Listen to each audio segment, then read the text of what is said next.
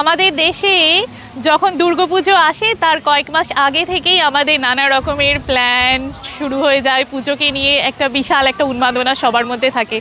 অস্ট্রেলিয়াতে এখানে যখন ক্রিসমাস হয় কিংবা যখন ইস্টার হয়, তো তার আগেও মানুষের এরকমই নানা রকমের উন্মাদনা থাকে। তবে আমাদের দেশে তো লোকসংখ্যা অনেক বেশি, সেই তুলনায় অস্ট্রেলিয়াতে লোকসংখ্যা অনেক কম। তাই এখানে যখন এই সমস্ত উৎসব অনুষ্ঠানগুলো হয়, মানুষ সেরকমভাবে দেখতে পাওয়া যায় না। এখন তো ইস্টারের ছুটি চলছে অস্ট্রেলিয়াতে, শুক্র শনি রবি সোম 4 দিনের লম্বা ছুটি থাকে। আর এই সময়টাতে লোকজন ফ্যামিলি নিয়ে বেরিয়ে পড়ে, অনেকে ক্যাম্পিংয়ে যায়, তো রোড ট্রিপে যায়, অনেকে ছুটি কাটাতে অনেক জায়গায় যায়। আবার অনেক জায়গায় কি হয়, বিভিন্ন কমিউনিটি ইভেন্ট হয়, যেমন ইস্টারের এগ হান্ট হয়, তো নানা রকমের অ্যাক্টিভিটিস হয়, তো সেখানে মানুষ জড়ো হয়। এবং কমিউনিটির লোকজনরা, এই দেখো না, মানে আমি এখানে যে রয়েছি, কি সুন্দর খোলামেলা একটা সুন্দর পরিবেশ, প্রচুর লোকজন এসেছে, ছেলেরা বল খেলছে, শুধু ছেলেরা না মেয়েরাও বল খেলছে। এবং এরা কিন্তু সবাই যে সবাইকে খুব চেনে তাও নয়, বেশিরভাগই অপরিচিত, কিন্তু তা সত্ত্বেও সবাই মিলে একসাথে বল নিয়ে খেলছে। প্রচুর স্টল দেওয়া হয়েছে, তো সেখানে নানা রকমের জিনিসপত্র বিক্রি হচ্ছে এই টেম্পোরারি স্টলগুলোতে। ওইদিকে ইস্টার বানির সাথে লোকজন ছবি নিচ্ছে। তারপরে বাচ্চাদের জন্য ইস্টার এগ হান্টের ব্যবস্থা করা হয়েছে, এগুলো সবই ফ্রি।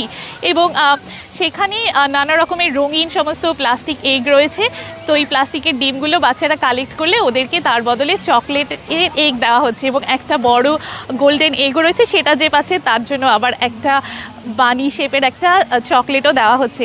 এছাড়া শহরের বাচ্চারা যেটা হয়, তারা তো সচরাচর গ্রামে যে পশুরা রয়েছে তারা কিভাবে থাকে সেগুলো তো দেখার সচরাচর সুযোগ হয় না। তাই এখানে বিভিন্ন জায়গায় না পেটিং জুয়ের ব্যবস্থা করা হয়, এবং সেখানে খুব কাছ থেকেই দেখো না অ্যালপাকা বা ল্যামাটা কি বিশাল, তাই না? তো এটা কিন্তু একটা ছোট্ট বাচ্চা, এরা অনেক বড় হয় সাইজে। তো এই প্রচুর যে সমস্ত ফার্ম অ্যানিমালগুলো আছে তাও তাদের বাচ্চাদেরকে নিয়ে আসা হয়েছে, এবং খুব কাছ থেকে গিয়ে তুমি এদেরকে দেখতে পারো, এদেরকে আদর করতে পারো, এদেরকে খাওয়াতে পারো।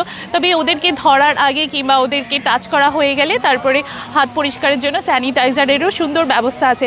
এবং প্রচুর দোকান রয়েছে, লোকে খাওয়া দাওয়া করছে, মানে একটা খুবই সুন্দর ভাইব। আজকাল ঘরের মধ্যে থেকেই আমাদের যা প্রয়োজন আমরা সেটা পেয়ে যাই। বলতে গেলে আমরা আমাদের নিজেদের জীবনটাকে ওই মুঠো ফোনের মধ্যেই বন্দি করে রেখেছি। সারা পৃথিবীতে কোথায় কি হচ্ছে না হচ্ছে, কোথায় কে কী করছে, আমরা কিন্তু সমস্ত সেই আপডেট পেয়ে যাই। তো এই ধরনের কমিউনিটি ইভেন্টগুলো যখন হয়, তখন মানুষ ওই 4 দেওয়ালের বাইরে থেকে বেরোয় এবং অন্যের সাথে সেই মেলামেশা ব্যাপারটা হয়, যেটা একসময় মানুষের মধ্যে খুব হতো। এবং সেই জন্য সেই সময় একাকিত্ব বোধ এই ব্যাপারটা কিন্তু অতটা ছিল না। তো আমার মনে হয় সেই দিক থেকে না এই কমিউনিটি ইভেন্টগুলো একটা যথেষ্ট গুরুত্বপূর্ণ ভূমিকা পালন করে।